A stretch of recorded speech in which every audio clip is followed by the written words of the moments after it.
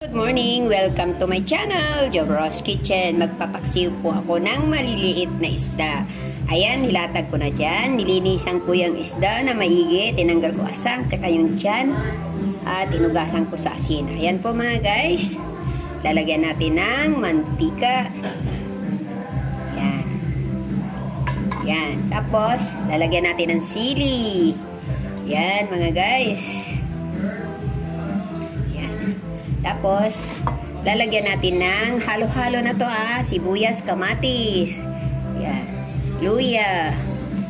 Tapos may bawang din dyan. Ayan. Yan bawang. Luya. Yan po mga guys. Yan. Yan. Tapos, lalagyan natin ng konting asin. Kunting asin. Yan mga guys. Okay, lalagyan din natin ng suka. Ayan. Ayan. Ayan mga guys. So iluluto na natin po yan mga guys. Okay.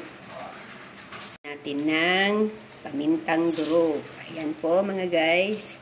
Ayan. Tapos lagyan natin ng kunting tubig. Ayan.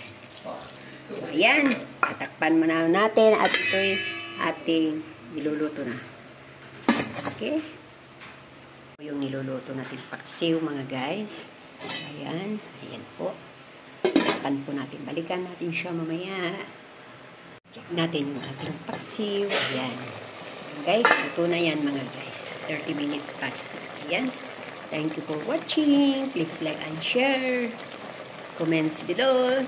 Please subscribe my channel, Jobros Kitchen. Bye! Paksiw na isda. Paksiw na isdang maliliit. Ayan, nilagyan ko sili, luya, kamatis, bawang, sibuyas, pamintang durog, konting tubig, mantika. Ayan. Sili labuyo.